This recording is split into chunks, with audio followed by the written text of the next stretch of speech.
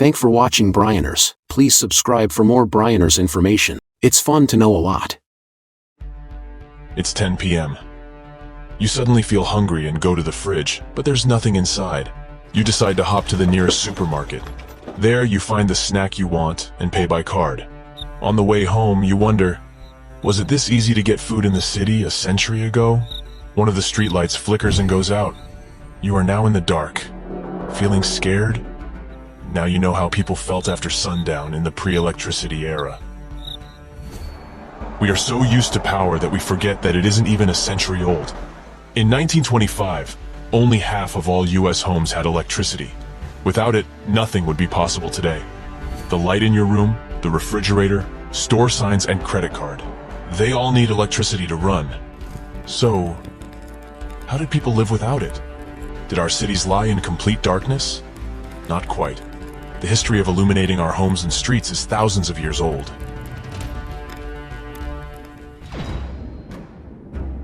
Recently, 2022, archaeologists discovered the oldest intact oil lamp. They estimated it was 2,300 years old. There is evidence of workshops that produced these lamps on a massive scale. Italian scientists have discovered similar lamps in Modena. This city was the center of oil lamp production in the Roman Empire. The workshops were so widespread that they even had different brands: Fortis, Feetasbai, and Strobili. Some brands were in high demand, so other manufacturers copied their makers' marks. And you thought that fakes were a modern problem. These oil lamps were simple in design. High-end lamps were made from bronze and other metals, but the most common material was clay. People would pour oil through the central hole and then burn a wick inside the nozzle area. The wick was mostly linen. But oil lamps were small in size and were used indoors. There was no way to light a whole street with them. The alternative was, you've guessed it, candles. Humans still use candles today. Your grandma probably has a candle and a box of matches hidden in a drawer somewhere, just in case of a power outage. Humans have been making candles for 5,000 years. When you think of a candle, you think of beeswax. But the range of candle materials is pretty wide. In the Middle Ages, only the rich could afford beeswax candles. The rest of the population had to be happy with tallow. By modern standards, candles have terrible energy efficiency. Do you remember the time when you first saw a candle and tried to touch it? Ouch! You never got that idea again, did you? Candles use a lot of energy to generate heat. That's why they are far from ideal light sources, and the light they emit is not the kind we need. It's infrared. Humans cannot see this sort of light. The numbers are staggering. Only 1% of candlelight is visible to us humans. Modern light bulbs are way more efficient. They shine 80 times brighter than candles. In such dim conditions, our ancestors had to be imaginative. For instance, they covered artwork with a thin layer of gold. This technique was called gold leaf. Artists didn't do this to make their artwork look luxurious. They wanted their paintings to glow in the candlelight. And they had another ally in the struggle against darkness: natural light. Have you ever wondered why old churches have tall, elongated windows? Their main function was to let sunlight inside. After all, these structures were huge. There was no other way to illuminate them. Just take Notre Dame, Paris, France, as an example. It covers an area 4 times as large as a hockey rink. And the building was 211 feet high. That's about half as tall as the Great Pyramid of Giza, so it made sense to build large windows. In homes, mirrors had the same effect as windows. They would reflect natural light around the house. Before electricity, our homes were packed with mirrors. And how many do we have today? One in the bathroom and maybe one in the hallway. That's because we no longer need them to reflect light. All those mirrors have been replaced with a simple flip of a light switch.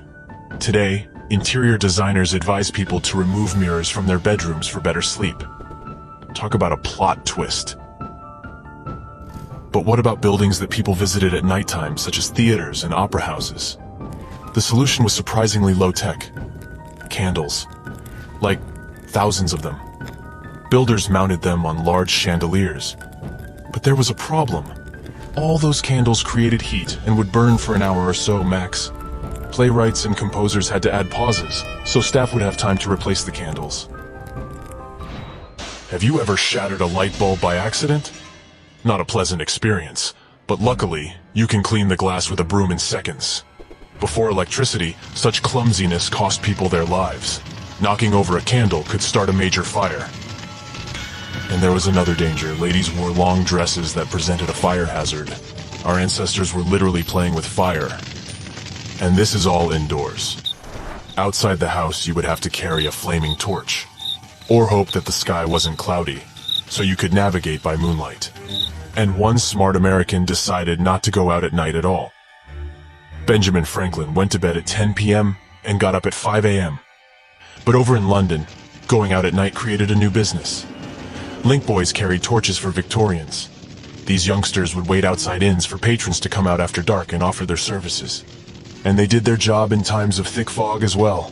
That's the English weather for you. Before electricity, it was dangerous to go outside after sundown, but this was about to change in 1807. That's when a German engineer, Frederick Windsor, lit a street in London using gas lamps.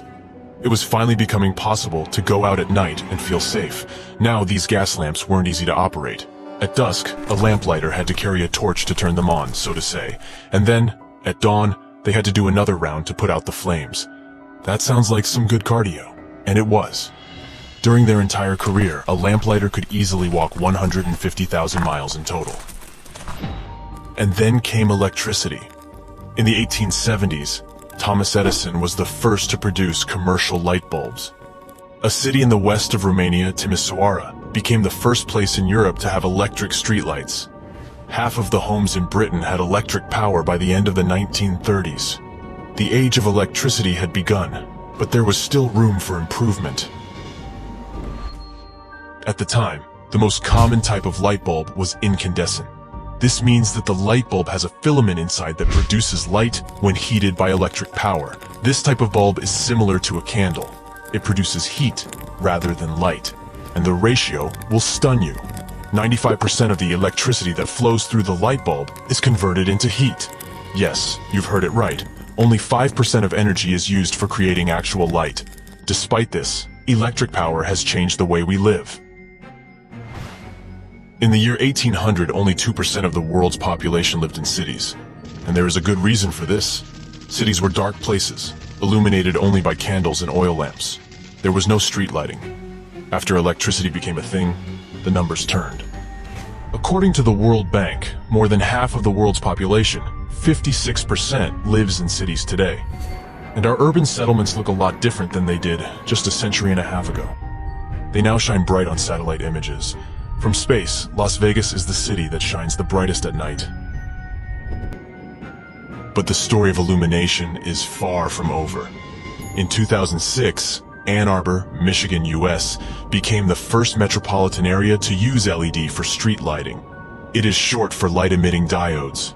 This new type of lighting uses at least 75% less energy than the light bulb perfected by Edison in the 1800s. And they last longer too, up to 25 times. Thanks for watching Bryners. Please subscribe for more Bryners information. It's fun.